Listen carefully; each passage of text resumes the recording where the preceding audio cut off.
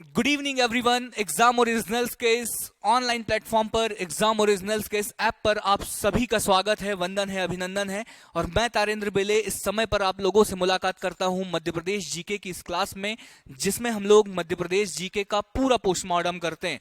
पूरा पोस्टमार्टम का मतलब मध्य प्रदेश जीके से संबंधित जितने भी फैक्ट हम लोगों के सामने आने वाले हैं, उन सभी फैक्ट को हम लोग मैप के थ्रू समझते हैं, मैप के द्वारा समझते हैं। कोशिश करते हैं कि मैप के ऊपर उन सभी चीजों को देखा जाए, उन सभी चीजों को मैप के माध्यम से समझने की कोशिश करते हैं। और मुझे लगता है कि ये हम लोगों की एमपीजीके की जो है वो 5वीं क्लास है। और पांचवी क्लास में अगर हम लोग लास्ट क्लास की बात करें तो लास्ट क्लास में हम लोगों ने देख लिया था, क्या क्या चीजें देख ली थी लास्ट क्लास में हम लोगों ने देख लिया था कि मध्य प्रदेश के जितने भी प्रतीक चिन्ह हैं, प्रतीक चिन्ह हो, चाहे वो पशु, राजकीय पशु हो, राजकीय पुष्प हो, राजकीय वृक्ष हो, चाहे वो राजकीय चिन्ह हो, चाहे राजकीय गान हो, चाहे राजकीय खेल, चाहे राजकीय मछली, इन सभी के ऊपर जितने जितने फैक्ट हो सकते थे, उनके वनस्पतिक नाम, ये सारी चीजें हम लोगों ने बहुत अच्छे से देख लिए थे। चलिए, क्लास स्टार्ट करने से पहले आप लोगों के लिए क्वेश्चन है कि बताइए, क्या बताइए। हाँ, एक क्वेश्चन है कि प्रभास जोशी सम्मान, चलिए मैं लिख ही देता हूं ना, क्या लिख देता हूं, हाँ बताइएगा, है ना। क्या बताओगे कि प्रभास जोशी सम्मान का संबंध किससे है, किस खेल से है। अब खेल बोल दिया तो आप तो समझ ही जाओगे। प्रभास जोशी सम्मान, हाँ प्रभास जोशी सम्मान का सम्मान किस चीज से है, ये आप लोगों को बताना है। प्लस आप लोगों को बताना है कि 25 वर्ष, मध्य प्रदेश के 25 वर्ष कंप्लीट होने पर जो 3 प्रतीक चिन्ह घोषित किए गए थे वो कौन कौन से हैं, कब कब, 1981 में वो कौन कौन से हैं, ये चीजें आपको बतानी है। साथ ही साथ हाँ, मलखंब मलखंब मलखंब वॉइस नहीं है, वॉइस क्लियर है। विद्या, कुछ प्रॉब्लम आ रही है क्या वॉइस में? तनु, मोनिका, आप भी बताइएगा अगर वॉइस में कुछ प्रॉब्लम है तो बिल्कुल जल्दी बताइएगा। हाँ,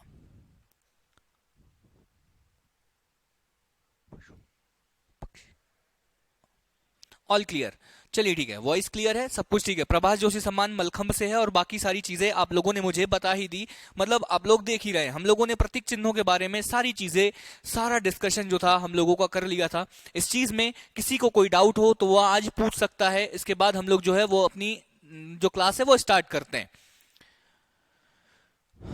हाँ ठीक है, विद्या कह रही है अब क्लियर है सब कुछ, ठीक है, वॉइस क्लियर है, ऑल गुड। तो अभी आप लोगों को कोई डाउट है उस चीज में, देखो एक शॉर्ट सारी चीजें तो मैं आप लोगों को बता ही चुका था, प्रतीक चिन्ह हम लोगों ने देख लिए थे। हाँ, राजकीय पक्षी देख लिया था, दूधराज।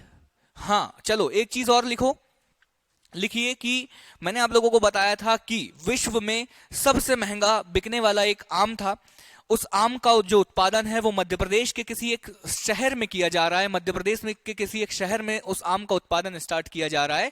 तो उस आम का नाम तो आप मत बताइए, नाम तो चलिए ठीक है, आप याद कर लीजिएगा, उस शहर का नाम बता दीजिए जहां पर उस आम का जो है वो उत्पादन स्टार्ट किया गया है, ये चीज आप लोग बता दीजिएगा,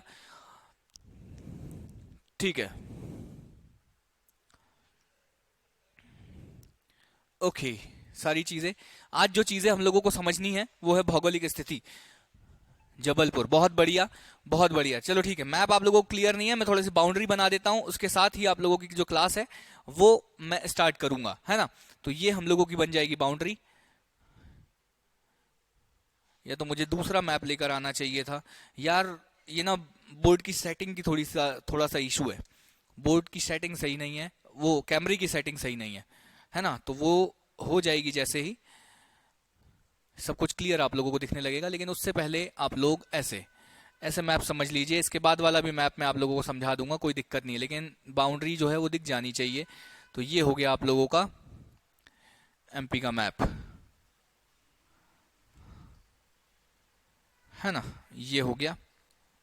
हाँ, अब तो क्लियर है ना, अब तो क्लियर हो गया, बन गया ना एमपी। चलो ठीक है, ये सारी चीजें हो गई। इसके बाद कौन सा मैप है, तो इसके बाद तो अक्षांशीय देशांतर वाला, ये सारी चीजें, ठीक है।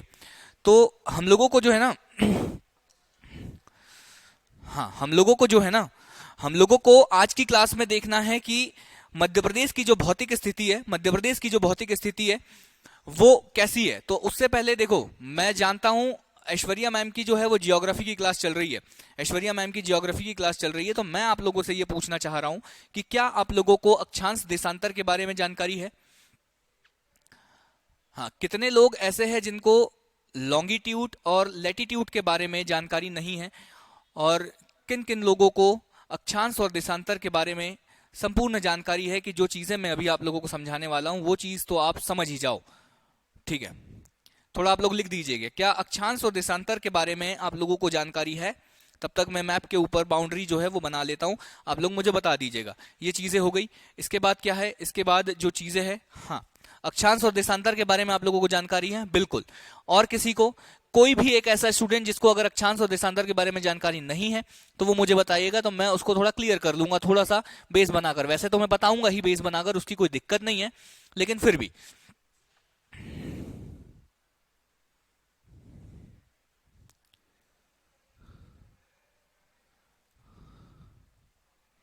हाँ, अक्षांश देशांतर के बारे में सब लोगों को जानकारी है, तो ठीक है। हम लोग जो है ना, हम लोग जो है वो मध्य प्रदेश की भौगोलिक स्थिति से हम लोगों जो है वो आज स्टार्ट करेंगे, और मध्य प्रदेश की भौगोलिक स्थिति को हम लोग देखेंगे, भौगोलिक स्थिति को हम लोग देखेंगे। और भौगोलिक स्थिति को देखेंगे तो भौगोलिक स्थिति को कैसे देखा जाता है, इन सब चीजों के ऊपर भी है वो। अब साथ साथ हम लोग जो है वो बैकग्राउंड बनाते जाएंगे मैप का, है ना। अभी जितना है उससे समझते हैं। यस सर, लॉन्गिट्यूड लैटिट्यूड के बारे में हम लोगों को पूरी तरह से जानकारी है, ठीक है। फिर भी आप लोग एक बार समझ जाइए कि अगर हम लोग ग्लोब को देखते हैं, अगर हम लोग ग्लोब को देखते हैं तो ग्लोब आप लोगों को इस तरीके से दिख रहा था। ग्लोब को कहा जाता है पृथ्वी का एक प्रतिबिंब, पृथ्वी का की एक, पृथ्वी का जो एक छोटा प्रतिबिंब एक उतार दिया गया 3D आकार में, तो उसको बोल दिया जाता है ग्लोब। और ग्लोब पर जो ऐसी, ठीक है, ये जो एक बीच में जो लाइन लिखी हुई ये दिख रही है ना आपको, खींची हुई,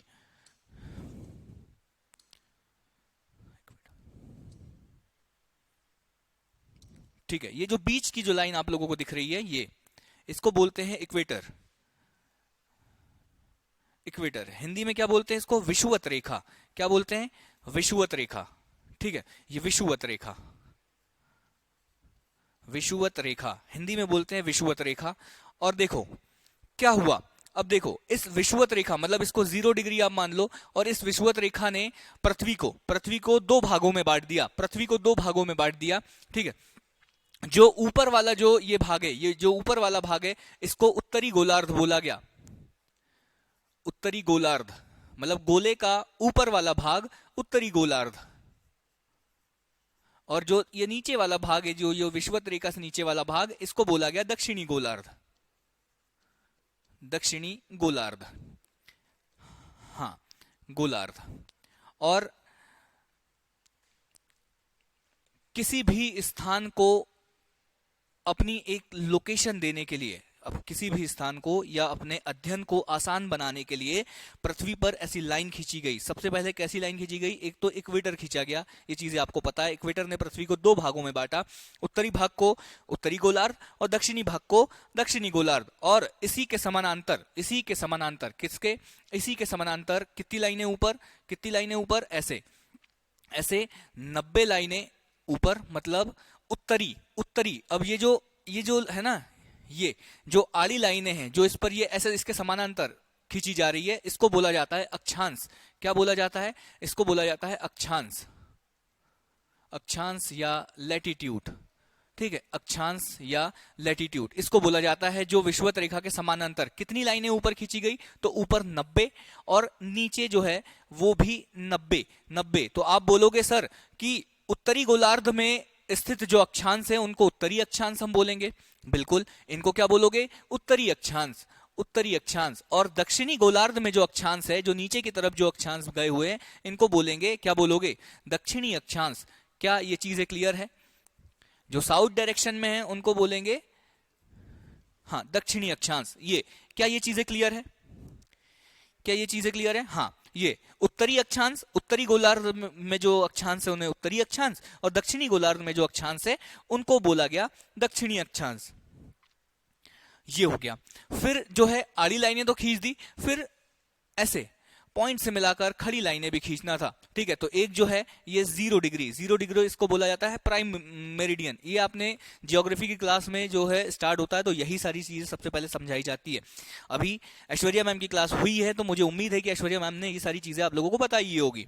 ठीक है, तो ये जो है ये प्राइम मेरिडियन, और इस प्राइम मेरिडियन से इस तरफ किस तरफ इस ईस्ट की डायरेक्शन में, ईस्ट की डायरेक्शन में 180, ईस्ट की डायरेक्शन में 180 लाइनें खींची गई, और जो पश्चिमी दिशा में है इधर भी 180 लाइनें खींची गई, 180 लाइनें खींची गई। ठीक है, तो देखो इस प्राइम मेरिडियन से इस तरफ वाली को आप क्या बोलोगे, इसको बोलोगे क्या, इसको बोलोगे पूर्वी देशांतर। क्योंकि अब देखो ये जो खड़ी लाइन है इनको लॉन्गिट्यूड बोला जाता है या देशांतर बोला जाता है। क्या बोला जाता है, देशांतर। अब इन देशांतरों को भी दो भागों में बांट दिया, जो पूर्व दिशा में है, कहां से, प्राइम मेरिडियन से, जो पूर्व दिशा में है उनको बोला गया पूर्वी देशांतर, और जो प्राइम मेरिडियन से पश्चिमी दिशा में है उनको बोला गया पश्चिमी देशांतर। क्या ये क्लियर है आप लोगों को? हाँ, अगर आप लोगों को क्लियर हो जाएगा तो आप लोगों को बहुत अच्छे से समझ आ जाएगा सारी चीजें। बस इतना याद रखो, अगर किसी को समझ भी नहीं आया तो भी बस इतना याद रखो कि ग्लोब के बीचों बीच से जो एक लाइन है उसको बोला जाता है विषुवत रेखा। विषुवत रेखा जो है वो पृथ्वी को या ग्लोब को दो भागों में बांटता है, उत्तरी गोलार्ध और दक्षिणी गोलार्ध। उत्तरी गोलार्ध में जो विषुवत रेखा के समांतर जो रेखाएं हैं उनको अक्षांश बोला जाता है, और उनको उत्तरी अक्षांश बोला जाता है क्योंकि वो उत्तरी दिशा में है। और विषुवत रेखा के समानांतर दक्षिणी गोलार्ध में जो रेखाएं हैं, जो काल्पनिक रेखाएं हैं, उनको बोला जाता है दक्षिणी अक्षांश उनको बोला जाता है। और देशांतर मैंने बताया कि प्राइम मेरिडियन, ये रहा प्राइम मेरिडियन जो 0 डिग्री, उसके पूर्व दिशा में जो है वो क्या है, पूर्व दिशा में जो है वो पूर्वी देशांतर, और जो पश्चिमी दिशा में है वो पश्चिमी देशांतर। अगर ये क्लियर हो गया होगा तो आप लोगों को एमपी की जो स्थिति है वो समझ आ जाएगी। ठीक है, ये देखो, अब आप देखो, ठीक है, अब आप देखो ये जो रेड कलर में, ये तो आप लोगों को क्लियर हो रहा होगा ना। हाँ, ये मैप तो आप लोगों को क्लियर होगा। ठीक है, तो ये है, आप लोग अगर मैप देखोगे अच्छे से तो ये रही आपकी इक्वेटर, मतलब ये रही आपकी विषुवत रेखा, विषुवत रेखा, ये रही आपकी विषुवत रेखा। ठीक है सर, ये समझ आ गया। मतलब विषुवत रेखा के ऊपर वाला जो ग्लोब है ये है उत्तरी गोलार्ध,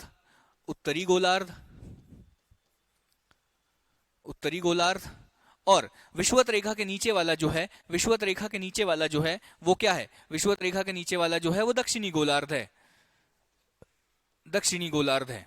ठीक है, ये भी हम लोगों को क्लियर है सर। उसके बाद सर प्राइम मेरिडियन का है, मतलब 0 डिग्री जो देशांतर है वो कहाँ है, तो यहां आपको मिलेगा 0 डिग्री देशांतर। कहां पर, हाँ, यहां पर आप लोगों को मिलेगा 0 डिग्री देशांतर। मतलब अगर मैं यहां पर बोलूं कि ये जो है, ये देखो ये जो है ये है 0 डिग्री देशांतर। 0 डिग्री देशांतर मतलब सर हम समझ गए, 0 डिग्री देशांतर के इस तरफ पर जितने भी देशांतर होंगे वो क्या होंगे, वो होंगे पूर्वी देशांतर होंगे। और इस 0 डिग्री के पश्चिम दिशा में जो देशांतर होंगे वो सभी के सभी होंगे क्या, वो होंगे पश्चिमी देशांतर।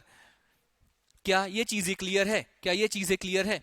तो अब ये सारी चीजें मैं आप लोगों को क्यों बता रहा हूं, ताकि हम लोगों को देखना है कि इंडिया कहां पर है और इंडिया में भी एमपी कहां पर है, क्योंकि हम लोग क्या पढ़ रहे हैं, हम लोग पढ़ रहे हैं एमपी। हाँ, तो ये रहा आपका और मेरा, हम सब का प्यारा भारत, ये रहा हमारा प्यारा भारत, ये हो गया हम लोगों का प्यारा भारत। ये आप लोगों को मैप में दिख रहा होगा, ये दिख रहा है, हाँ ये दिख रहा है। और इसी एमपी में, इसी भारत में, यहाँ बीचों बीच में ये जो ब्लैक कलर का जो मैंने बताया, हाँ ब्लैक कलर का जो मैंने बताया, ये हो गया आपका मध्य प्रदेश। क्या ये क्लियर है? मतलब सर अगर मैं बोलूं कि मध्य प्रदेश जो है वो उत्तरी गोलार्ध में है, तो ये सही बात होगी। मतलब मध्य प्रदेश कहाँ है, उत्तरी गोलार्ध। मतलब सर अगर इसकी लोकेशन हम लोगों को देखना है तो हम लोग उत्तरी अक्षांशों को नापेंगे। यहां पर कुछ पैरेलल लाइन जारी होगी, और मध्य प्रदेश के एंड होने पर कुछ पैरेलल लाइन जारी होगी। मतलब सर विषुवत रेखा के पैरेलल वाली जो लाइन है वो क्या है, वो है अक्षांश, या उसको बोला जाता है लैटिट्यूड। तो लैटिट्यूड, ठीक है सर, मतलब कौन सी लैटिट्यूड, तो उत्तरी अक्षांशों में नापोगे। उत्तरी अक्षांश क्यों बोल रहे हो सर, उत्तरी अक्षांश, हाँ, उत्तरी अक्षांशों में नापोगे। उत्तरी अक्षांश में क्यों बोल रहा हूं? क्योंकि इक्वेटर से उत्तर दिशा के अक्षांश है, इसीलिए पूरा का पूरा मध्य प्रदेश जो है वो उत्तरी अक्षांश में नापा जाएगा। ठीक है सर, ये चीज भी समझ आ गई। मतलब सर मध्य प्रदेश के देशांतर अगर मैं न देखूंगा, अगर मैं उसके लॉन्गिट्यूड देखूंगा, तो सर ये तो सब के सब जो लॉन्गिट्यूड है वो पूर्वी देशांतर में आ जाएंगे, क्योंकि पूर्व दिशा में आएंगे। क्योंकि यहां से भी एक जो पैरेलल वाली जो लाइन है, हाँ ये जो, हाँ यहां से क्यों, यहां से ऐसे, अरे यार ठीक है, आराम से मिटा लेते हैं तो मिट जाएगा। तो ठीक है, यहां से एक, हाँ ये जो हो गया, ऐसी भी एक जा रही होगी, एक जो लॉन्गिट्यूड है वो ऐसा जा रहा होगा देशांतर। तो इसको क्या बोलोगे आप? इसको बोलोगे सर पूर्वी देशांतर। पूर्वी देशांतर। और यहां पर जहां पर एमपी खत्म हो रहा है, यहां पर जहां पर एमपी खत्म हो रहा है, ये भी तो पूर्वी देशांतर ही है, ये भी तो पूर्वी देशांतर है। लेकिन सर इनका नंबर अलग अलग होगा, कि लेकिन इनका नंबर, क्योंकि आपने बताया कि इस तरफ जो है यहां से इधर जो है वो 180 है, 180 संख्या है इन लाइनों की, और इस तरफ भी जो है वो 180 संख्या है। अब हम लोगों को देखना है कि उन 180 में से कौन सा नंबर जो है वो जहां से एमपी स्टार्ट होता है और कौन सा नंबर है जहां पर एमपी खत्म होता है, मतलब देशांतरों में। फिर अगर अक्षांशों में ऊपर 90 है और नीचे भी 90 है, तो हम लोग यहां से जब ऊपर जाएंगे उत्तरी दिशा में, तो हम लोग देखेंगे कि कौन से अक्षांश से मध्य प्रदेश की सीमा जो है वो शुरू होती है और कौन से उत्तरी अक्षांश पर मध्य प्रदेश की सीमा जो है वो समाप्त हो जाती है। बस इस चीज को देखने के लिए मैंने आप लोगों को उत्तरी अक्षांश और दक्षिणी जो भी अक्षांश है वो चीजें बताई। क्या ये चीजें आप लोगों को क्लियर है? इस चीज में देखो, आप लोगों ने जियोग्राफी में बाकायदा पढ़ा होगा, लेकिन अगर किसी एक स्टूडेंट को भी अगर नहीं पता है तो इस वजह से मैंने आप लोगों को बताया। क्या आप लोगों को ये क्लियर है? अगर क्लियर है तो हम लोग आगे स्टार्ट करते हैं, है ना? ठीक है,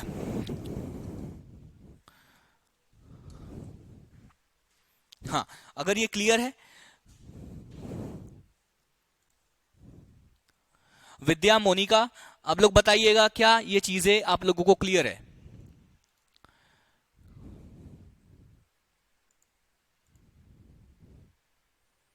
है ना? ठीक है,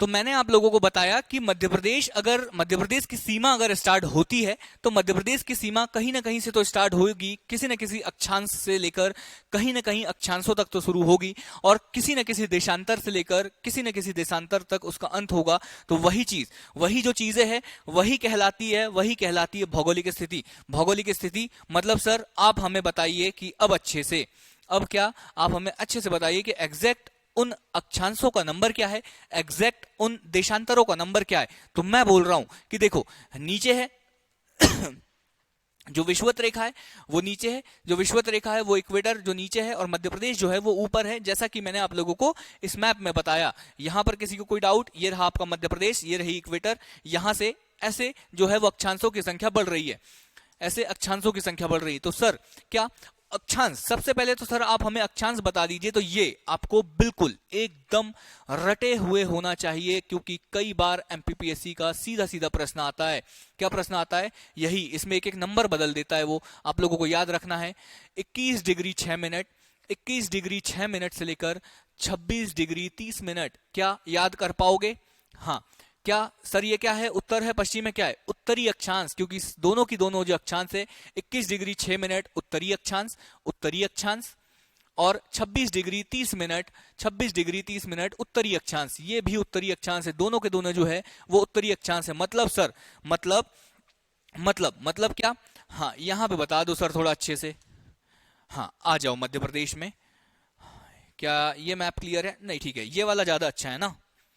हाँ ये वाला ज्यादा अच्छा है। मतलब सर क्या आपने बताया 21 डिग्री 6 मिनट, 21 डिग्री 6 मिनट मतलब 21वें नंबर के ऊपर 21 वाला यहाँ कहीं होगा, और उसके ऊपर 1 2 3 4 ऐसे मिनट चलते होंगे, तो 21 डिग्री 6 मिनट मतलब सर मध्य प्रदेश की जो सबसे नीचे सीमा है ऐसे, ठीक है, ये वाली जो है ये है 21 डिग्री 6 मिनट, ये है 21 डिग्री 6 मिनट। इसको बोलेंगे आप क्या? उत्तरी अक्षांश।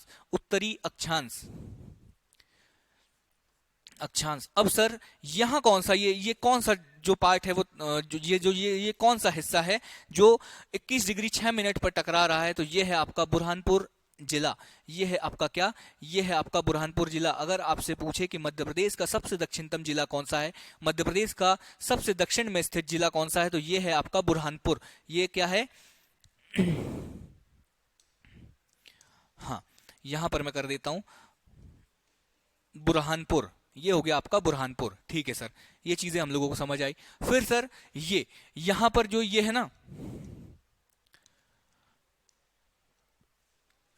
यहां पर एक अक्षांश है जिसका नाम क्या है, जिसका नाम है 26 डिग्री 30 मिनट, 26 डिग्री 30 मिनट उत्तरी अक्षांश, उत्तरी अक्षांश। तो सर ये जिला कौन सा है, ये जिला कौन सा है, तो ये जिला आप सभी जानते हैं, ये जिला बहुत अच्छे से आप सभी जानते हैं। जरा लिख दो, इस जिले का नाम लिख दो जरा कमेंट बॉक्स में। इस जिले का नाम है मुरैना, इस जिले का नाम क्या है, इस जिले का नाम है मुरैना। तो कितने फैक्ट तैयार हुए, कितने फैक्ट तैयार हुए। सबसे पहले तो मध्य प्रदेश का अक्षांशीय विस्तार, अगर आपसे सीधे सीधे पूछा जाए कि मध्य प्रदेश का सिर्फ और सिर्फ अक्षांशीय विस्तार बताइए, तो आप बोलोगे कि सर मध्य प्रदेश जो है वो 21 डिग्री 6 मिनट उत्तरी अक्षांश से 26 डिग्री 30 मिनट उत्तरी अक्षांश तक फैला हुआ है। ये जो है ये मध्य प्रदेश का जो अक्षांशीय विस्तार है, अक्षांशीय विस्तार है मतलब अक्षांशों में जो ऊपर बढ़ा हुआ है, ये हो गया उनका मध्य प्रदेश का अक्षांशीय विस्तार। मतलब सर, मतलब और क्या फैक्ट मिला, और जो फैक्ट मिला कि सबसे दक्षिणतम जिला जो 21 डिग्री 6 मिनट पर जो जिला टच होता है इस लाइन से, वो जिला है मध्य प्रदेश का सबसे दक्षिणतम जिला कौन सा, बुरहानपुर। और सबसे उत्तरी जिला, मध्य प्रदेश का सबसे उत्तरी जिला जो है वो कौन सा है, मुरैना है, जो 26 डिग्री 30 मिनट पर टच होता है इस अक्षांश से। ये चीजें हो गई। फिर सर, फिर देशांतरों की बात कर लो आप, फिर देशांतरों की बात कर लो, तो देशांतर भी बता दीजिए, देशांतर भी बता दीजिए। तो वही क्या है देशांतर, समझ जाओ। क्या जैसे ये याद किया, क्या ये याद हो गया आपको 21 डिग्री 6 मिनट से 26 डिग्री 30 मिनट, ये याद हो गया होगा। तो अगला फैक्ट जो याद करना है वो ये 74 degree 74 degree 98 minute, 74 degree 98 minute से 82 डिग्री 48 मिनट, 82 डिग्री 48 मिनट पूर्वी देशांतर, क्योंकि पूर्व की दिशा में है, ईस्ट की दिशा में है, तो पूर्वी देशांतर है, इसी वजह से दोनों के दोनों। तो क्या है 74 98 से 82 48। मतलब सर, मतलब समझ नहीं पाए हम लोग, हाँ नहीं समझ पाए तो मेरा काम है आप लोगों को समझाना। तो आ जाइए, तो ये जो है आप लोग इधर जाओगे, ऐसे देशांतर ऐसे ही जाता है ना, देशांतर ऐसे ही जाता है। तो यहां पर जो है एक जिला है, यहां पर जो एक जिला है जिसका नाम है अलीराजपुर,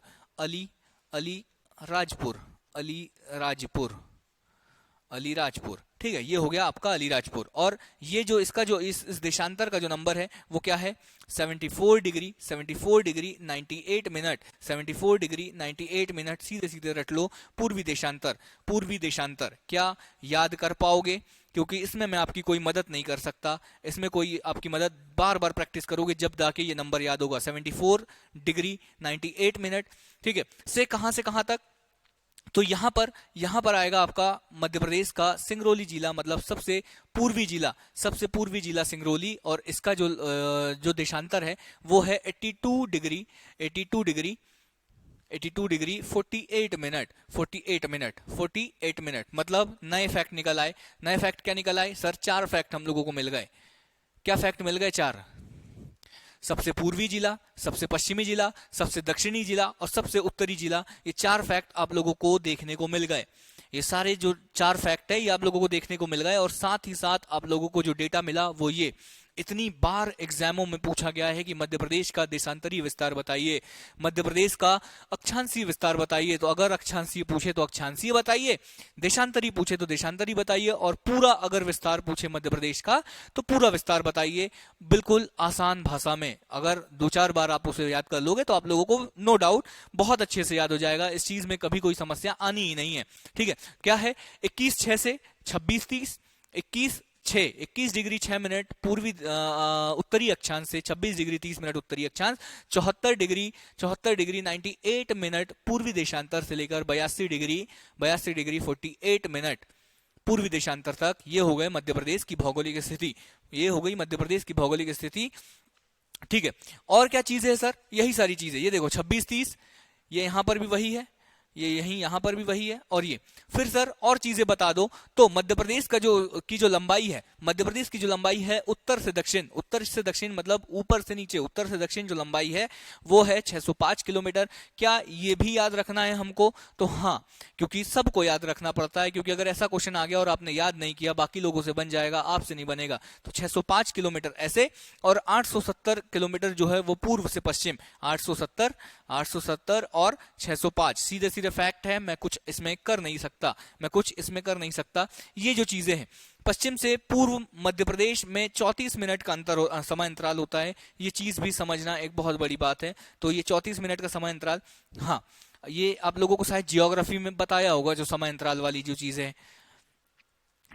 एक चीजें आप मुझे बता दो कि जब, हाँ, इंडियन ज्योग्राफी जब मैम पढ़ा रही थी तो उस समय मैम ने बताया होगा आप लोगों को कि मानक समय रेखा का मतलब स्टैंडर्ड टाइम जोन जो होता है, ठीक है, क्या इसके बारे में बताया है? अगर नहीं बताया है तो मैं बताऊंगा, लेकिन आप लोग मुझे बता दीजिए, है ना? अगर बताया होगा तो थोड़ा सा हम लोगों की क्लास आसान हो जाएगी। ठीक है,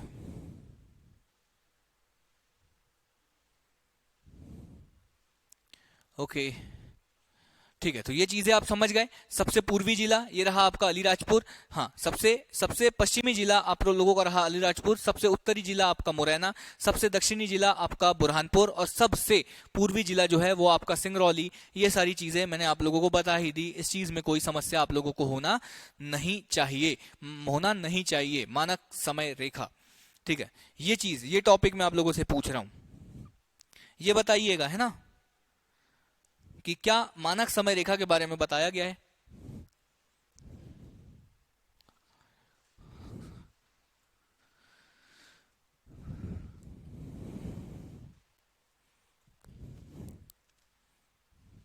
ठीक है, तो अभी ना देखो, बताया गया है बताया नहीं गया है, कोई बात नहीं, कोई दिक्कत नहीं है। अभी बस आप एक चीज याद रखो कि एक समय पर पूरा देश जो है वो एक समय पर चलना चाहिए। इसीलिए इस देश में एक मानक समय की इस रेखा पर जो समय होगा वही पूरे देश का समय माना जाएगा। ऐसी एक मानक समय रेखा जो है वो निर्धारित करी, और वो कौन सी है? 82.5 डिग्री, 82.5 डिग्री, ठीक है, 82.5 डिग्री देशांतर। ऐसे आप समझ लो, जैसे यहाँ से जीरो से अपन आगे बढ़ रहे थे, 1 2 3 4 5 6, जैसे 23 पे यहाँ मध्य 21 पे सॉरी 74 पे यहाँ मध्य प्रदेश आए थे, और यहाँ 82 को जो माना गया, 82.5 डिग्री को जो माना गया, वो माना गया मानक समय रेखा। और हमारे लिए क्या फैक्ट है सर? हमारे लिए फैक्ट ये है कि मानक समय रेखा मध्य प्रदेश के एकमात्र जिले से होकर गुजरती है, और उस जिले का नाम है सिंगरौली। ये फैक्ट है हम लोगों के लिए, ये फैक्ट है हम लोगों के लिए, ठीक है। जो है वो ये फैक्ट है कि मानक समय रेखा जो है ये जो है मध्य प्रदेश के एकमात्र जिले से होकर जाती है। तो वो कौन सा है? वो जिला है सिंगरौली। जो उसका देशांतर है वो क्या है? 82.5 देशांतर। और कौन कौन से सर? तो हाँ, ये आप जरूर याद रख लो कि उत्तर प्रदेश, ये जो है ये आप लोगों का हो गया यूपी, ये हो गया आप लोगों का यूपी। 2 सेकंड, है ना।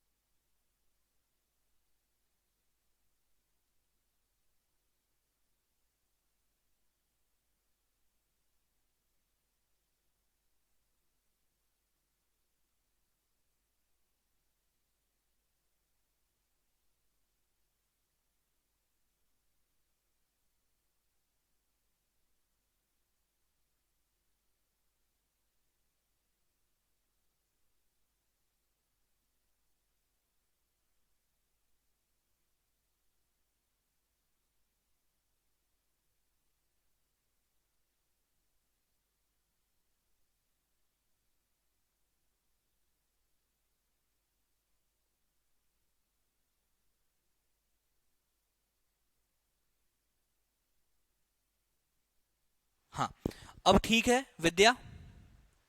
Hello hello. हाँ विद्या, वॉइस बताइएगा, है ना।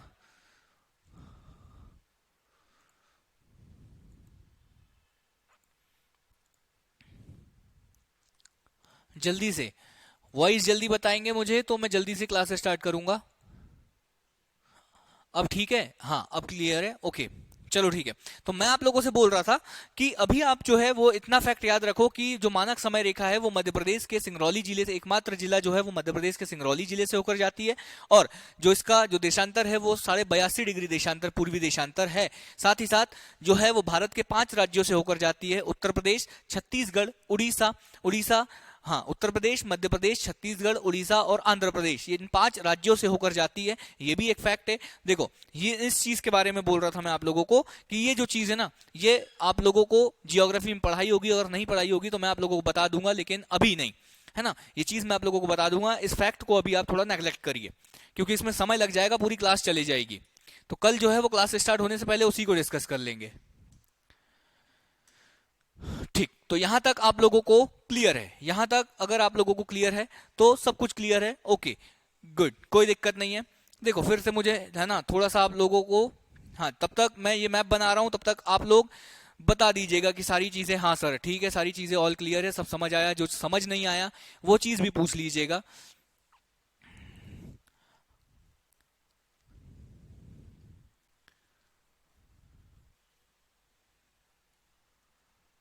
ये बन गया आपका हमारा प्यारा भारत, आपका और हमारा प्यारा भारत। और साथ ही में इसी प्यारे भारत में यहाँ पर आप लोगों का बन जाएगा, यहाँ पर क्या बन जाएगा आप लोगों का, ये बन गया आपका मध्य प्रदेश। हाँ ये मध्य प्रदेश। अब जो हम लोगों का टॉपिक है कि मध्य प्रदेश के जो पड़ोसी राज्य, मध्य प्रदेश के जो पड़ोसी राज्य हैं उनके बारे में हम लोगों को देखना है कि मध्य प्रदेश की जो बाउंड्री है, मध्य प्रदेश की जो सीमा है वो मध्य प्रदेश के कौन, मतलब भारत के कौन कौन से राज्यों के साथ वो सीमा लगती है। साथ ही साथ हम लोग देखेंगे, आने वाले लेक्चरों में हम लोग देखेंगे कि मध्य प्रदेश के कितने जिले महाराष्ट्र से लगते हैं, महाराष्ट्र के कितने जिले मध्य प्रदेश से लगते हैं, मध्य प्रदेश के साथ बाउंड्री शेयर करने वाला सबसे सबसे छोटी बाउंड्री शेयर करने वाला राज्य कौन सा है, सबसे ज्यादा बाउंड्री शेयर करने वाला राज्य कौन सा है, राजस्थान के साथ अगर सीमा लगती है तो कितने जिलों की सीमा लगती है, राजस्थान के कितने जिलों की सीमा मध्य प्रदेश से लगती है। इन सभी चीजों के ऊपर चर्चा होने वाली है। लेकिन उससे पहले हम समझ तो लें कि मध्य प्रदेश की स्थिति क्या है। राजस्थान है तो राजस्थान की बाउंड्री कहां लग रही है, गुजरात है तो गुजरात की बाउंड्री कहां लग रही है, और महाराष्ट्र है तो महाराष्ट्र की बाउंड्री मध्य प्रदेश से कहां कहां लग रही है। ये सारी चीजों को हम लोगों को देखना है। तो अगर आप लोगों ने मैप देखा ही होगा, हाँ तो ये रहा आपका मध्य प्रदेश का मैप। हाँ अगर आप लोगों को और ज्यादा अच्छे से देखना हो तो ये ऐसे मैं कर देता हूं, ठीक है। ये हो गया आपका मध्य प्रदेश का मैप, है ना, ऐसे रेड रेड में उसको कर दे रहा हूं। ये हो गया आप लोगों का मध्य प्रदेश का मैप, ये ठीक है। हाँ ये हो गया। फिर अगर आप बोलोगे कि सर अब आप हमें बता दीजिए पड़ोसी राज्य, तो हम लोग यहां से स्टार्ट करते हैं। ये जो राज्य है ना, कौन सा ब्लैक पेन लूं, कौन सा लूं, ग्रीन, ग्रीन, ठीक है सर। ये जो बाउंड्री है, ये जो मैं ग्रीन कलर से बना रहा हूं, ये मध्य प्रदेश के साथ ये जो बाउंड्री है, ये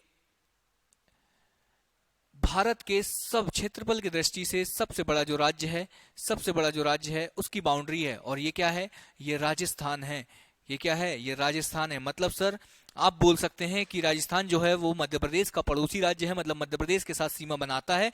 तो बिल्कुल सीमा बनाता है, इस चीज में किसी प्रकार की कोई समस्या किसी को नहीं होनी चाहिए, क्योंकि मैंने आप लोगों को बाउंड्री दिखा दी, ठीक है। फिर यहां पर हाँ, और कौन सा कलर आप लोगों को अच्छा लगता है, पिंक अच्छा लगता है, पिंक अच्छा लगता है। तो ये देखो, ये जो मैं बाउंड्री बना रहा हूं, ये देखो, ये पिंक कलर की, ये मध्य प्रदेश खत्म, और यहां से इधर, हाँ ये जो बाउंड्री है ना, ये जो बाउंड्री है ये है गुजरात की, ठीक है। ये जो है ये गुजरात की, ये हो गई आपकी गुजरात, ये लिख दिया, ये हो गया गुजरात। मतलब सर मध्य प्रदेश की जो सीमा है वो गुजरात के साथ भी लगती है, तो बिल्कुल गुजरात के साथ भी लगती है। कौन कौन से जिले लगते हैं सर थोड़ा बता दो। सारी चीजें बताऊंगा, लेकिन जल्दबाजी में नहीं, बहुत अच्छे से मैप के ऊपर दिखाकर बताऊंगा। तो ये हो गया आपका राजस्थान, ये हो गया आप लोगों का गुजरात। और उसके बाद अगर हम लोगों के पास पेन सेलेक्ट करने की बात आती है तो हम लोगों के पास ज्यादा ऑप्शन है नहीं, ज्यादा ऑप्शन नहीं है। तो सर ये बता दो, ये हो गई, यहां से जो ये ब्लू कलर में जो बाउंड्री स्टार्ट हो रही है ये राज्य है। हाँ ये कौन सा राज्य है, हाँ ये जो राज्य है ये है महाराष्ट्र।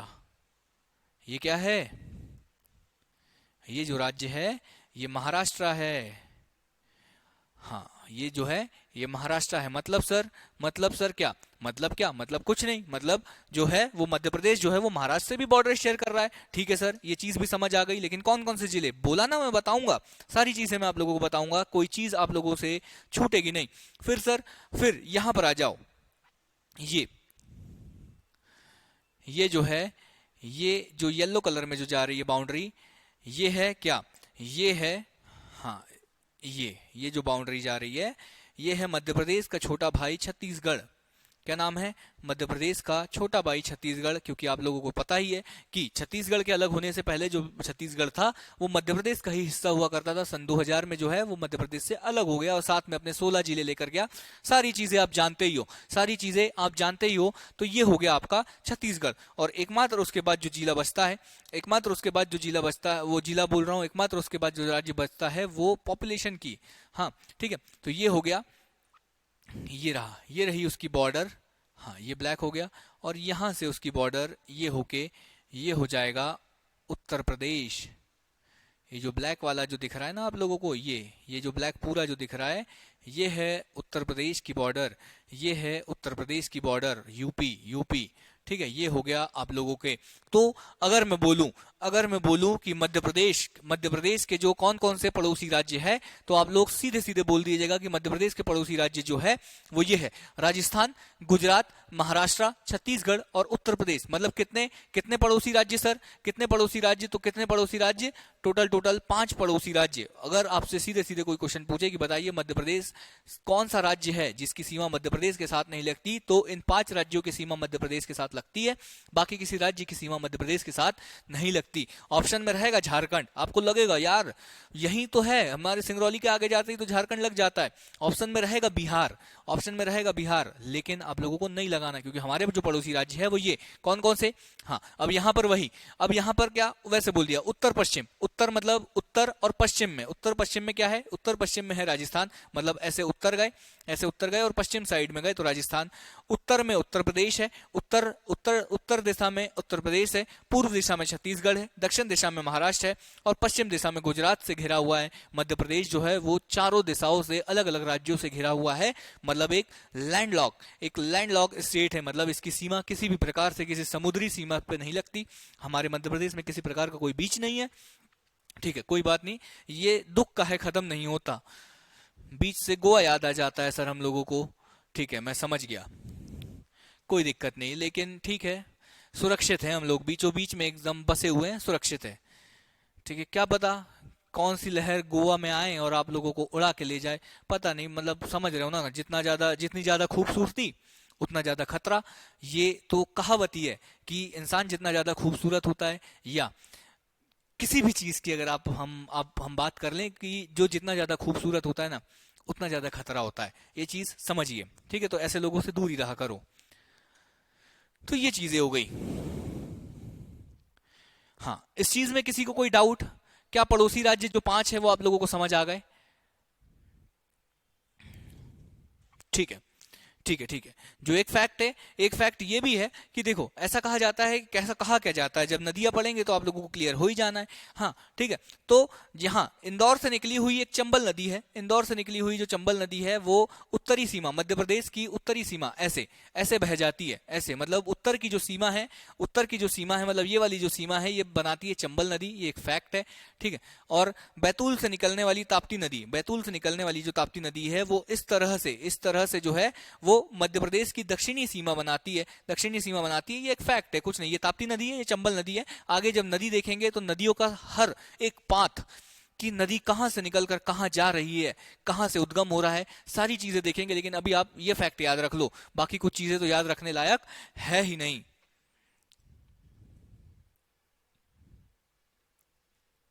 देखो, अब आप अगर सोच रहे होंगे कि सर पड़ोसी राज्य इतनी जल्दी क्यों निपटा दिए आप बताओ तो कौन कौन से जिले। सारी चीजें बता रहा हूं। अभी सिर्फ और सिर्फ आपको इतना सा याद रखना है। देखो, अभी जलवायु जो आप लोगों ने टॉपिक देखा, जलवायु भी अभी सिर्फ हम लोगों को नाम याद रखना है। जब पूरी की पूरी मध्य प्रदेश की जलवायु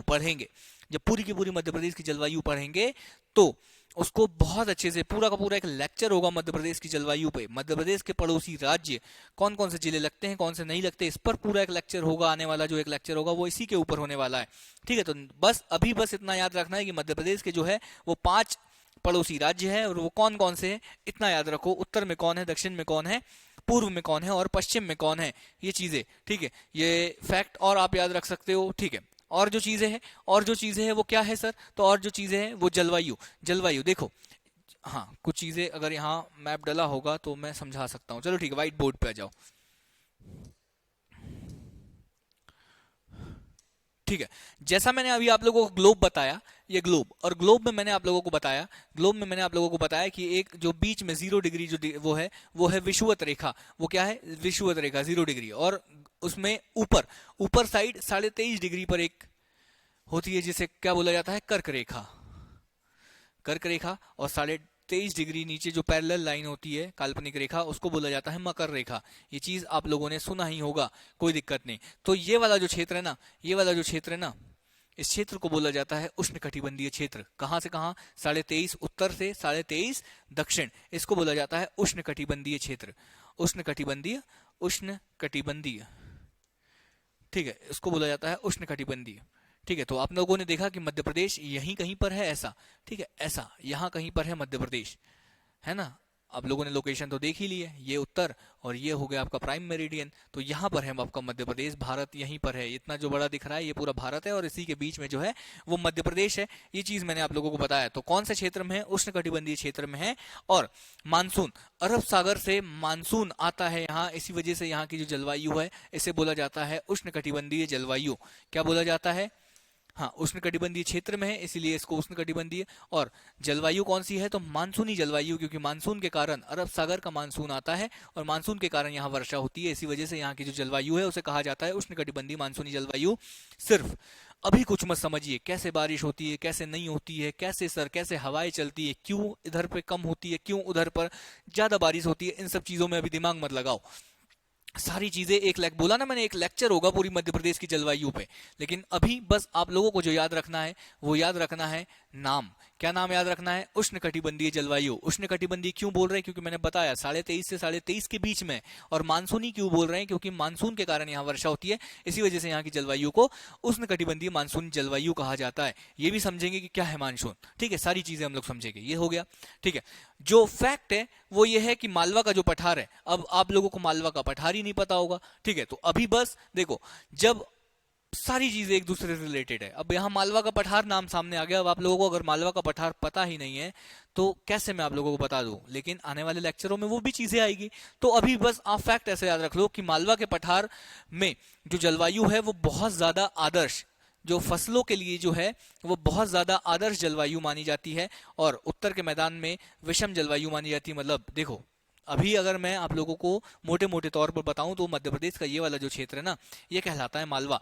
मतलब इस मालवा के पठार की जो जलवायु है वो सबसे अच्छी जलवायु है। और ये उत्तर का जो मैदान है, यहाँ की जलवायु सबसे विषम जलवायु है, ऐसा कहना चाह रहा है ये 2 फैक्ट में, ऐसा। ठीक है, नहीं समझ आया कोई बात नहीं, ये चीजें क्लियर हो जाएगी। अभी जब आप लोग मालवा पढ़ लोगे, जब आप उत्तर का मैदान पढ़ लोगे, तब आप लोगों को ये सारी चीजें क्लियर हो जाएगी। लेकिन अभी बस आप एक फैक्ट के तौर पर इसको एक रीडिंग मार लो। मैं रटने के लिए नहीं बोल रहा, आप एक रीडिंग मार लो। ठीक है, ये चीजें हो गई। जो और फैक्ट है वो फैक्ट ये है कि देखो, हाँ, वर्षा, अभी जब वर्षा देखेंगे वो सारी चीजें तो ठीक है। तो अभी क्या देखना है आप लोगों को, अभी ये देखना है आप लोगों को कि सबसे अधिक वर्षा, मध्य प्रदेश की औसत वर्षा तो 22 सेंटीमीटर होती है। 22 सेंटीमीटर वर्षा को जो है वो सेंटीमीटर में मापा जाता है। तो 22 सेंटीमीटर वार्षिक जो औसत वर्षा है। सबसे जो फैक्ट है याद रखने वाला कि सबसे अधिक वर्षा कहाँ होती है, सबसे अधिक वर्षा जो होती है वो पचमढ़ी में, और सबसे कम वर्षा जो होती है वो गोहद, मोहद नहीं, ये है गोहद भिंड का एक क्षेत्र है जिसे बोला जाता है गोहद। यहाँ पर वर्षा होती है। मतलब सर पचमढ़ी अगर मैं बात करूं सर तो यहाँ होगा, यहाँ पर सबसे अधिक वर्षा पचमढ़ी में। ठीक है, और सबसे कम तो सर ये रहा आपका भिंड, यहाँ होगा गोहद। तो यहाँ पर सबसे कम वर्षा होती है। तो ये फैक्ट है बस। ठीक है, ये 2 फैक्ट है। औसत जो जलवायु है, औसत जो वर्षा है वो 12 सेंटीमीटर है, ये याद रखना है। ये 3 फैक्ट यहाँ पर आप याद रख लो। सबसे ज्यादा वर्षा कहाँ होती है, पचमढ़ी में सबसे कम वर्षा गोहद में। और मध्य प्रदेश की औसत वर्षा कितनी है, तो मध्य प्रदेश की औसत वर्षा है 12 सेंटीमीटर। ये अभी आप यहां पर इतना याद रख लो, ठीक है। ये हो गया। इसके बाद क्या फैक्ट बचा, इसके बाद जो फैक्ट बचा वो कर्क रेखा का फैक्ट, ठीक है। फिर हाँ, अब आया ना इंटरेस्टिंग टॉपिक, हाँ अब आया ना इंटरेस्टिंग टॉपिक, बता दो रहा हूं मैं, यही है, यही चीजें हैं, अब देखना है सारी चीजें। तो एक बार मैप ड्रॉ कर लूं, है ना, उसके बाद ये टॉपिक के साथ ही हम लोगों की क्लास भी शायद कंप्लीट हो जाएगी। नहीं नहीं, अभी तो टाइम है सर बहुत, इतनी जल्दी आप कहाँ जाने के लिए सोच रहे हैं? मैं कहीं जाने का नहीं सोच रहा, ठीक है। तो ये चीजें हो गई, ठीक है। तो ये हो गई अपने मध्य प्रदेश, ऐसे बना देता हूं मैं। अब शायद आप लोगों को बाउंड्री क्लियर हो जाएगी, है ना। थोड़ा सा यार मेहनत का काम है ये, आप लोग ना थोड़ा मैप ऐप बनाना सीखो, जिलों की लोकेशन देखो आप लोग कि कौन से जिले कहाँ पर है, क्योंकि जब तक आप लोगों को जिलों की लोकेशन नहीं पता चलेगी आप लोगों की दिक्कत हो जाएगी, आप लोगों को क्या हो जाएगी, दिक्कत हो जाएगी, ठीक है। तो ये हो गया, हाँ ये हो गया, ओके। ये आप लोगों का बन गया मध्य प्रदेश। और बात आई कर्क रेखा की, बात आई क्या कि मध्य प्रदेश के वे कौन कौन से जिले हैं जहां से कर्क रेखा होकर जाती है, मध्य प्रदेश के वो कौन कौन से जिले हैं जहां से कर्क रेखा होकर जाती है।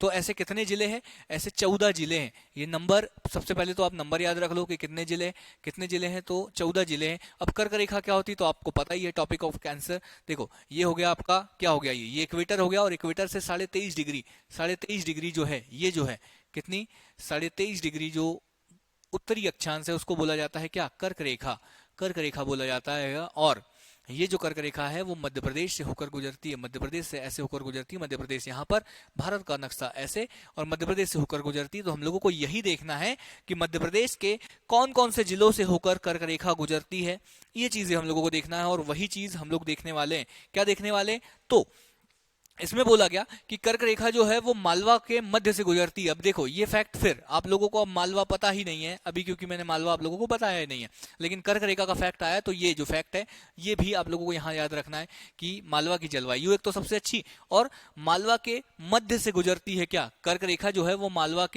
का जो पठार है उसके बीचों बीच से, उसको 2 भागों में बांटती है, ये मालवा के बीचों बीच से गुजरती है ये।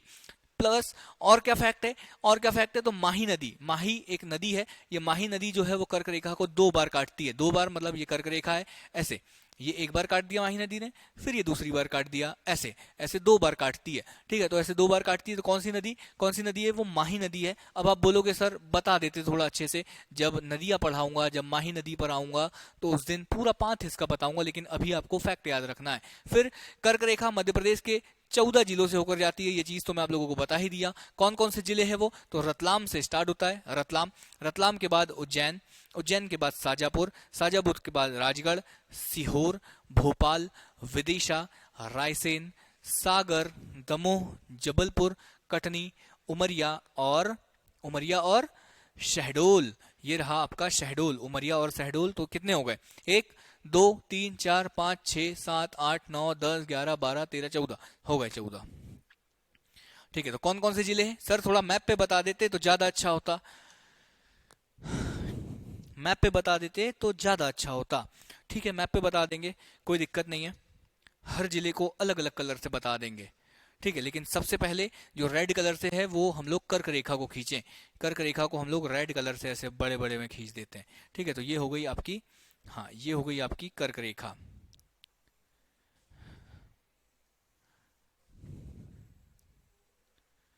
हाँ ये हो गई आपकी कर्क रेखा।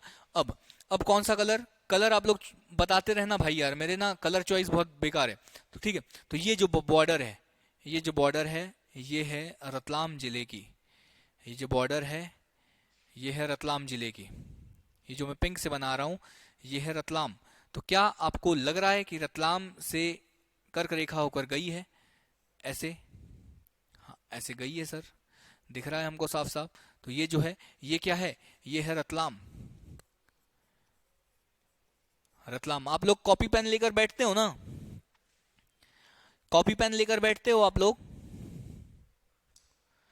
बिना कॉपी पेन के बिल्कुल कोई नहीं बैठेगा, क्योंकि यार बहुत दिक्कत हो जाएगी अगर कॉपी पेन लेकर नहीं बैठोगे। उसके बाद ये जो जिला है, ये जो जिला है, इस जिले का नाम है क्या? इस जिले का नाम है, हाँ, इस जिले का क्या नाम है? 2 सेकंड है ना, अगर से नहीं जाती है, वही इस मैप में थोड़ा मिस्टेक है। ठीक है, तो ये हो गया। ठीक है, तो ये जो जिला है ये है उज्जैन। ये जो जिला है ये उज्जैन है। ये जो जिला है ये उज्जैन है, और इस उज्जैन से भी होकर जाती है आपकी कर्क रेखा। इस उज्जैन से भी होकर जाती है आपकी कर्क रेखा। और उसके ऊपर ये जो जिला है, ऐसे मैं बना दे रहा हूँ, ये जो जिला है ये जो है ये है शाजापुर। ये जो है ये है शाजापुर, जिसको हम लोग किसी और कलर से बनाएंगे, जिसको हम लोग बनाएंगे ब्लैक कलर से। ये हो गया आप लोगों का शाजापुर। और शाजापुर के ऊपर जो ये जिला है, शाजापुर के ऊपर जो ये जिला है, ये कहलाता है राजगढ़। ये कहलाता है राजगढ़। क्या है ये? राजगढ़। राजगढ़, राजगढ़ से गुजर गया। अब आप लोगों को जो याद रखने वाली जो चीजें हैं ना, वो ऐसा याद रख लेना कि मध्य प्रदेश के आसपास के जितने भी जिले हैं, मध्य प्रदेश के आसपास के जितने भी जिले हैं उनसे तो जाती है। जैसे मध्य प्रदेश बोल रहा हूँ, भोपाल के आसपास के जितने भी जिले हैं, जैसे ये रहा आपका भोपाल, ये रहा आपका भोपाल। भोपाल के साइड में, हाँ, ये भोपाल को बी लिख दे रहा हूँ, है ना, ये हो गया भोपाल। ठीक है, भोपाल के साइड में अगर आप लोग देखोगे तो भोपाल के साइड में आप लोगों को मिलेगा ये विदिशा। ठीक है, भोपाल के साइड में ये आप लोगों को मिलेगा विदिशा, और विदिशा के नीचे आप लोगों को मिलेगा रायसेन। रायसेन, ये ब्लैक कलर में आप लोगों को मिलेगा क्या? रायसेन। रायसेन ये रहा, और ऐसे करके ऐसे हो जाएगा ये रायसेन। ये हो गया आप लोगों का रायसेन। ठीक है, तो रायसेन से भी कर्क रेखा होकर जा रही है। ओके सर, ठीक है। सीहोर का नहीं बताए, सीहोर भी है। ठीक है, तो सीहोर यहाँ पर, ये रहा आपका सीहोर ऐसे। ठीक है, ये रहा आपका सीहोर ऐसे। ये जो है ये सीहोर की बाउंड्री है। ये रहा आपका सीहोर जिला। ठीक है, तो ये सीहोर से भी होकर जा रही है। विदिशा हो गया, भोपाल हो गया, रायसेन हो गया। उसके बाद सीधे इंटर करेगी सागर जिले में। ये रहा आपका सागर जिला, और सागर जिले के बाद जो है वो रहा आपका ये दमोह जिला। फिर वो रहा आपका दमोह जिला। दमोह के बाद कहाँ जाएगी? दमोह के बाद जाएगी जबलपुर। दमोह के बाद जाएगी जबलपुर। ये रहा आपका जबलपुर, और जबलपुर के ऊपर जो है ये वाला जो जिला है ये है कटनी। ये जो है ये है कटनी। और कटनी के बाद जो जिला है, कटनी के बाद जो जिला है वो है उमरिया, और उमरिया के बाद जो जिला है वो है शहडोल। ये जो जिला है ये है शहडोल, और इसी के साथ जो है वो बाहर निकल जाएगी। कितने जिलों से होकर? 14 जिलों से होकर बाहर निकल जाएगी। क्या आप लोगों को, देखो इसमें फैक्ट आप लोगों को याद रखना है कि एक तो आगर मालवा, क्या आगर, कई मैप में आप लोगों को दिखाएगा कि आगर से जो है वो कर्क रेखा होकर गई है। आगर मालवा, हाँ, आगर मालवा में नलखेड़ा नाम की एक जगह है, और उस नलखेड़ा में एक बहुत ज्यादा फेमस मंदिर है, बगुलामुखी माता मंदिर। ठीक है, एक बार अगर आपका लोगों का कभी मालवा जाने का मन हो, मालवा जाने का अगर आप लोगों का इरादा बनता है, तो आप लोगों को आगर मालवा में नलखेड़ा, और उसी नलखेड़ा, उस नलखेड़ा में जो है वो बगुला माता का मंदिर है, बगुलामुखी माता का मंदिर है। बहुत ज्यादा फेमस है, इंडिया में बहुत ज्यादा फेमस वो मंदिर है। एक बार आप लोग सर्च करिएगा। ठीक है, बहुत देश विदेश से वहां लोग आते हैं पूजा करवाने के लिए। कौन सा? आगरमालवा नलखेड़ा में। ये चीज हो गई, ये चीजें हो गई, ये क्लियर है क्या आप लोगों को? ये क्लियर है? हाँ, जो 14 जिले हैं जिससे कर्क रेखा होकर गुजरती है, क्या ये 14 जिले आप लोगों को क्लियर है?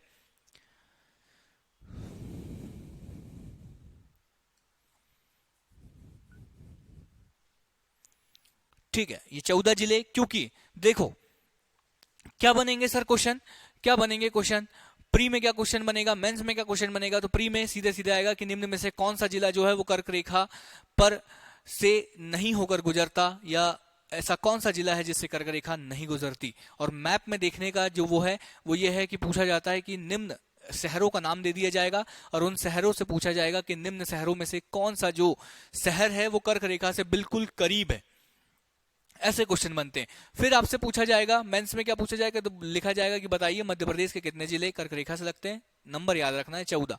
ठीक है, बोलेंगे कि कम से कम 5 जिलों के नाम लिखिए, आप लोगों को नाम याद होने चाहिए। या बोल दिया जाएगा कि बताइए जो पश्चिमी क्षेत्र है, मध्य प्रदेश के पश्चिमी क्षेत्र के कौन कौन से जिले जो है वो कर्क रेखा से लगते हैं, मध्य क्षेत्र के कौन कौन से जिले कर्क रेखा से लगते हैं, और जो है पूर्वी क्षेत्र के कौन कौन से जो जिले हैं वो कर्क रेखा से होकर गुजरते हैं या कर्क रेखा उनसे होकर गुजरती है। इस टाइप के जिस तरीके से क्वेश्चन चाहे वो उस तरीके से क्वेश्चन आपसे पूछ सकते हैं। बस आपका जो है पढ़ने का जो तरीका होना चाहिए वो ऐसा होना चाहिए कि अब जो मैंने है कोई टॉपिक अगर कंप्लीट किया है तो उस टॉपिक से मुझसे कोई कुछ भी पूछ ले, मुझसे बनना ही बनना चाहिए, मुझसे बन ही जाएगा, किसी प्रकार की कोई समस्या नहीं होगी। ऐसा कॉन्फिडेंस, इस तरीके से आप लोगों को पढ़ना होता है। ठीक है, तो ये चीजें हो गई। बाकी मैंने आप लोगों को मंदिर बता ही दिया, नलखेड़ा का बगुला मुखी माता मंदिर, बगुला माता मुखी मंदिर, आज आप लोग गूगल पर सर्च करिएगा, आप लोगों को पता चलेगा। बहुत ही भव्य मंदिर है, बहुत ही अच्छा मंदिर है, और देश विदेश से लोग यहाँ पूजा करवाने आते हैं, बहुत बहुत ज्यादा फेमस है। ठीक है, तो ये चीजें हो गई। इसके बाद अगर आप देखोगे तो वही सारी चीजें हैं, ये सारी चीजें तो चलो ठीक है, कोई दिक्कत नहीं है। हाँ, जो सबसे निकटतम जो शहर है ना, जो सबसे निकटतम शहर है किससे, कर्क रेखा से, उनमें अगर आप लोग देखोगे तो देखो सबसे निकटतम में अगर आप देखोगे तो इनकी अक्षांशीय स्थिति अगर आप देखोगे तो सबसे निकटतम अगर आप देखोगे तो 23 डिग्री 17 मिनट, 23 डिग्री 17 मिनट ये है। ठीक है, हाँ, जबलपुर, भोपाल, विदिशा और सांची, विदिशा, सांची, इंदौर, ये जो शहर है ना, ये जो शहर है, ये शहर जो है वो कर्क रेखा से काफी निकटतम है। अगर ऑप्शंस में ये शहर आए तो आप लोगों को पहले ये लगाना है, इसलिए मैंने यहाँ पर आप लोगों को बता दिया कि कर्क रेखा से निकटतम शहर कौन कौन से है। तो सांची, विदिशा, भोपाल, उज्जैन, ठीक है, भोपाल, उज्जैन और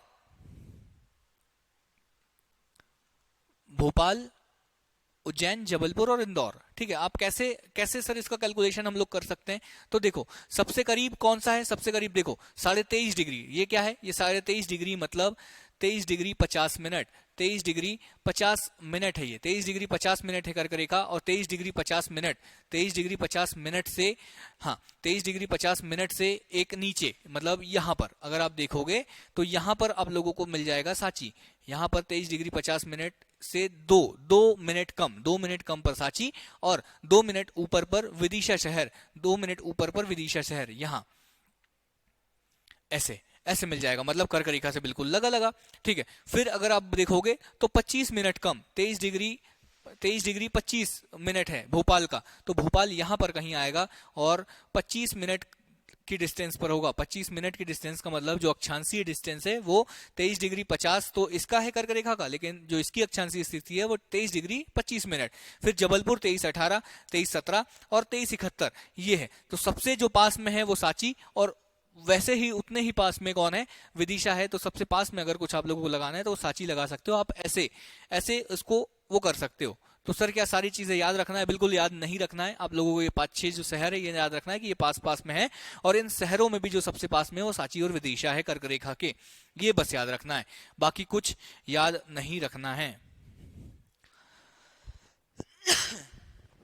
हाँ, यहां तक क्लियर है आप लोगों को? तो ये देख लीजिए, हमेशा हम लोगों को ना कंफ्यूजन रहता है। एमपी जीके का सबसे बड़ी जो प्रॉब्लम है ना वो कंफ्यूजन ही है कि यार एक ही टाइप के बहुत सारे फैक्ट होते हैं, जैसे केंद्रीय बिंदु को लेकर बहुत सारे फैक्ट है। तो आज आपके वो कंफ्यूजन जो है वो मैं दूर करने वाला हूं, और वो क्या है, तो ऐसा देखो, कई बार हम लोगों से पूछा जाता है कि जो है वो मध्य प्रदेश का केंद्र बिंदु, भारत का केंद्र बिंदु या अखंड भारत का केंद्र बिंदु, हम लोग कंफ्यूज हो जाते हैं। आज जो है वो कंफ्यूजन दूर कर लेंगे। और वो क्या कंफ्यूजन है, तो अखंड भारत का केंद्र बिंदु, अखंड भारत का मतलब ये जो भगवा कलर में आप लोगों को दिख रहा है, हाँ ऐसे बना दूं क्या, कोई बुरा नहीं मानना, ठीक है, ये जो भगवा कलर में आप लोगों को दिख रहा है ये है अखंड भारत। ये है अखंड भारत, मतलब पाकिस्तान, अफगानिस्तान, म्यांमार और ये इंडोनेशिया, फिलीपींस मिलाकर जो एक भारत का निर्माण करते हैं, ये है अखंड भारत, श्रीलंका के सहित। ठीक है, तो ये है अखंड भारत, और इस अखंड भारत का जो केंद्र बिंदु है, इस अखंड भारत का जो सेंट्रल पॉइंट है वो यहाँ बैतूल में आप लोगों को मिलेगा, बरसाली। क्या मिलेगा? बैतूल में आप लोगों को मिलेगा बरसाली, जिसे बोला जाता है अखंड भारत का केंद्र बिंदु, अखंड भारत का केंद्र बिंदु। तो जब भी आपसे पूछे कि अखंड भारत का केंद्र बिंदु क्या है, तो अखंड भारत का केंद्र बिंदु जो है वो क्या है, बरसाली। बरसाली कहां पर मिलेगा आप लोगों को? बैतूल में एक क्षेत्र है आमला, आमला के पास में आप लोगों को मिलेगा बरसाली, और ये बरसाली वहीं पर आप लोगों को मिलेगा, ये है अखंड भारत का केंद्र बिंदु। फिर भौतिक, भारत का भौगोलिक केंद्र बिंदु। फिर एक पॉइंट आप लोगों से पूछा जाता है कि भारत का भौगोलिक केंद्र बिंदु मतलब वर्तमान में जो भारत का नक्शा है, वर्तमान में जो भारत का नक्शा है, इस भारत का वर्तमान में जो भारत का नक्शा है, इस भारत का जो केंद्र बिंदु है वो क्या है। इस चीज को लेकर भी बहुत सारे कंफ्यूजन रहते हैं, लेकिन आप लोगों को आज से याद रखना है कि इस अखंड भारत का जो, अखंड भारत तो हो गया, अखंड भारत का केंद्र बिंदु बरसाली, ठीक है। तो इस भौगोलिक भारत का जो केंद्र बिंदु है वो है मनोहर ग्राम करौंदी। कहां पर है सर ये मनोहर ग्राम करौंदी? तो ये आप लोगों को मिलेगा कटनी जिले में। कहां मिलेगा? कटनी जिले में। ये आप लोगों को लिख दिया मैंने, कटनी जिला। और कहां है सर, क्या नाम बताए आप? तो इसका नाम है मनोहर गांव, मनोहर गांव, मनोहर गांव करौंदी।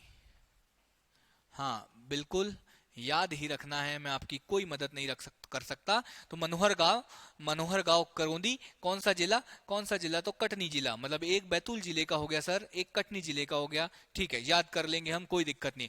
फिर जो एक फैक्ट बनकर आता है वो ये जो आप लोगों को गोल गोल दिख रही है ना, ये क्या है? ये है हमारी पृथ्वी। ये क्या है? ये है पृथ्वी। अरे यार व्हाइट पे व्हाइट कैसे चलेगा, ठीक है। तो ये है आप लोगों की, ठीक है, ये है आप लोगों की पृथ्वी, ठीक है, ये हो गई आप लोगों की पृथ्वी। और इस पृथ्वी का जो केंद्र बिंदु है, ऐसा पूछा जाता है कि इस पृथ्वी का जो है वो सेंट्रल पॉइंट क्या है, केंद्र बिंदु क्या है? तो वो है मंगलनाथ, मंगलनाथ मंदिर, मंगलनाथ मंदिर। कहां? उज्जैन, ठीक है, ये याद रखना है, मंगलनाथ मंदिर उज्जैन, ये याद रखना है। क्या ये चीजें आप लोग याद रख सकते हो? क्या ये चीजें आप लोगों को क्लियर है? तीन चीजें मैंने आप लोगों को बताई। क्या? अखंड भारत का केंद्र बिंदु बरसाली बैतूल, ठीक है, भारत के भौगोलिक बिंदु मनोहर ग्राम करौंदी जिला कटनी ये है, और मनोहर ग्राम का नामकरण मनोहर लोहिया जी के नाम पर किया गया। इसके बाद जो फैक्ट है कि पृथ्वी का केंद्र बिंदु जो है वो मंगलनाथ मंदिर। कहाँ है? मंगलनाथ मंदिर जो है वो इंदौर का बहुत फेमस महाकाल मंदिर के बारे में तो आप लोगों ने सुना ही होगा। वहीं महाकाल मंदिर के पास में ही मंगलनाथ टेम्पल करके एक मंदिर है, उसे कहा जाता है, उसे क्या कहा जाता है? उसे कहा जाता है पृथ्वी का केंद्र बिंदु, कि पृथ्वी का एकदम सेंट्रल पॉइंट है वो, ठीक है, ऐसा वैज्ञानिकों के द्वारा माना जाता है। तो ये चीजें आप लोगों को क्लियर है, ठीक है। तो अगर यहां तक की क्लास में आप लोगों को किसी भी प्रकार की कोई समस्या है, किसी भी प्रकार का कोई डाउट है, तो आप मुझे बता सकते हैं, ठीक है। इससे आगे का जो है वो हम लोग नेक्स्ट क्लास में देखेंगे। यहां तक क्या सब क्लियर है आप लोगों को? हाँ, और इसके बाद की जो हम लोगों की क्लास है वो 6:40 या 6:30, 6:30 बजे से हम लोगों की क्लास रहेगी पॉलिटी की, तो उसके लिए भी तैयार रहिएगा। यहां तक का कोई डाउट है तो आप लोग मुझे बताइए। मोनिका, विद्या, कोई डाउट? हाँ, और कोई डाउट हो तो बिल्कुल लिखिए। और मैं तो आप लोगों से कहूंगा कि चलिए ठीक है, एग्जाम ओरिजिनल्स ने भी व्यवस्था कर दी है कि अब जो है वो दिवाली वाला जो वीक रहेगा वो ऑफ रहेगा। ऑफ रहेगा मतलब आप लोगों की क्लासेस नहीं रहेगी, तो वो सारी डेट्स जो है वो आप लोगों को मिल जाएगी, सारी चीजें आप लोगों को पता चल जाएगा। तो आप लोगों को क्या करना है उन छुट्टियों में? तो ठीक है, पढ़ाई तो मुझे नहीं लगता कि आप करोगे, लेकिन आप लोगों को घर वालों की मदद जरूर करना है। सफाई हो चाहे पुताई हो, किसी भी प्रकार की जो है उसमें आप लोगों को घर वालों की मदद करनी है। क्या क्लियर है सारी चीजें? किसी प्रकार का कोई डाउट आज की क्लास में? किसी भी प्रकार का अगर कोई डाउट है तो आप मुझे कमेंट बॉक्स में लिख सकते हैं। किसी प्रकार की कोई समस्या अगर हम लोगों के साथ आ रही है या कुछ समझने में अगर कोई प्रॉब्लम आ रही है तो आप लोग कमेंट बॉक्स में लिख सकते हैं, क्योंकि हम लोग आपके कमेंट को है बहुत अच्छे से पढ़ते हैं। किसी प्रकार का इग्नोर नहीं किया जा सकता किसी भी कमेंट को, आपके हर कमेंट को हम लोग अच्छे से पढ़ते हैं। और एग्जाम ओरिजिनल्स की पूरी टीम ये कोशिश करती रहती है कि आप लोगों की जो प्रॉब्लम है, आप लोगों की जो समस्या है, वो उन समस्याओं का निदान जितना जल्दी हो सके, जितने जल्दी हो सके उन समस्याओं का निदान किया जा सके। ठीक है, कोई बात नहीं, मुझे लगता है कि आप लोग क्लास स्टार्ट करके काम में लग गए, कोई दिक्कत नहीं। ठीक है, तो यहां से आगे की क्लासेस जो है वो हम लोग कल के लेक्चर में स्टार्ट करेंगे। ठीक है, मैं उम्मीद करता हूं कि आप सभी को अच्छा लगा होगा, आप सभी को जो सारी चीजें हैं वो समझ आई होगी। अग्रिम क्या दिवाली की जो है वो अग्रिम बधाई मैं आपको अभी से देना स्टार्ट कर देता हूं, ताकि आप लोगों के द्वारा जो है वो घर से जो मिठाई बनेगी वो एग्जाम ओरिजिनल्स के ऑफिस तक पहुंचाई जाएगी, ऐसी आशा मैं करता हूं। और मुझसे बिल्कुल आशा मत करना कि आप लोगों तक मिठाई पहुंचे, ठीक है, इस चीज की किसी प्रकार की कोई गारंटी नहीं है। तब तक के लिए मैं तारेंद्र बेले आप सभी लोगों से विदा लेता हूं। हम लोगों की मुलाकात जो है वो इसी प्लेटफॉर्म पर होती रहेगी, इसी प्लेटफॉर्म पर हम लोग मिलते रहेंगे एग्जाम ओरिजिनल्स के साथ। धन्यवाद।